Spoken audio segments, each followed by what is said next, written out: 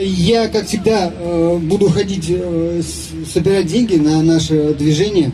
Еще хочу сразу рассказать вам о том, пока Лены нет.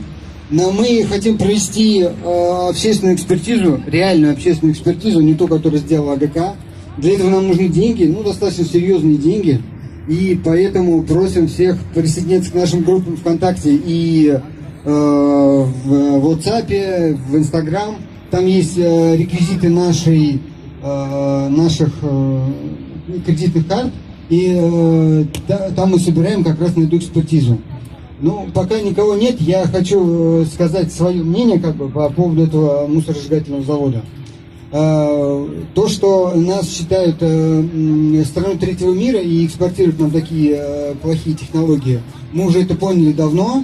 Это просто от того, что наш так называемый инвестор, он закрыт. Он никакой информации не дает. В Подмосковье те 4 завода, которые хотят, через суд, он даже через суд не представляет проектную документацию для экспертизы. То есть полная закрытость говорит о том, что есть что скрывать. Но я хотел бы остановиться на несколько другом аспекте. Вот давайте представим, что если этот мусоросжигательный завод построить, там есть совхоз Майский, который питается вся Казань, никто не будет покупать продукцию по совхозу Майского. И там можно будет вешать замок, правильно? Соответственно, несколько тысяч человек, которые там работают, окажутся без работы. Плюс птицефабрика, подсказывают. И что будет потом? Часть людей, конечно, найдет себе работу в Казани, Зеленодольске и так далее. Но часть не найдет. И будет это очагом социального напряжения. Пойдет алкоголизм, пойдет преступность. И кто первым хлебнет лихо от этого приятного соседства с таким, уже благополучным районом? Конечно, Салават Купре, которая сидит, и там будет 50 тысяч человек, и которые не ходят на митинги, очень неактивно себя ведут, как будто это их не касается. Потом смотрим на Салават Купре. Что такое Салават Купре? Это преимущественно молодежь. Соответственно, родители весь день работают, а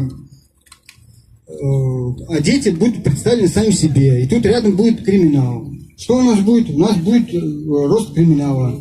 Потом это все куда переметнется? Переметнется это все на Юдина, потом на Кировский и на строительные районы. Нам это надо? Нам это не надо.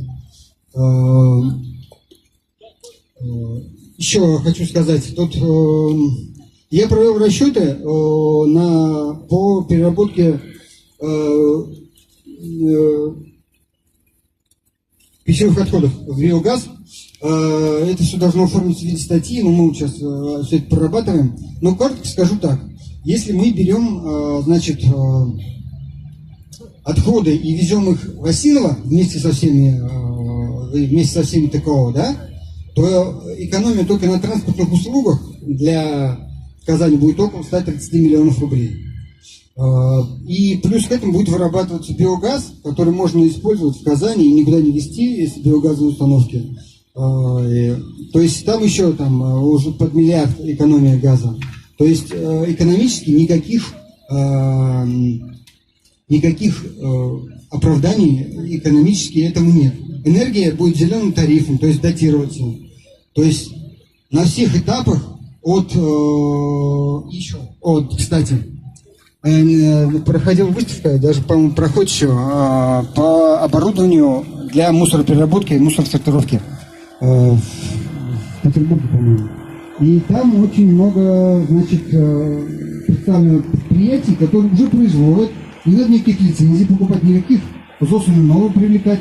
Прекрасные наши российские технологии, оборудование по сортировке, переработке отходов. Вот, например, я смотрел, это может любой найти на сайте. На сайтах забивайте оборудование переработки отходов, вам там выдаст много. Для линии по сортировке оборудования только, то есть без зданий, сооружений и коммуникаций, то есть по сортировке до 100 тысяч тонн отходов стоит около 10 миллионов рублей. То есть это никакие не запредельные, ни миллиарды, ни триллионы, ничего такого нет. То есть на всех стадиях мы видим, что от строительства, эксплуатации, транспорт и утилизация всех отходов. Экономически никакой нужды в этом заводе вообще нет. Плюс к этому у нас, как бы скрипя, но начался эксперимент в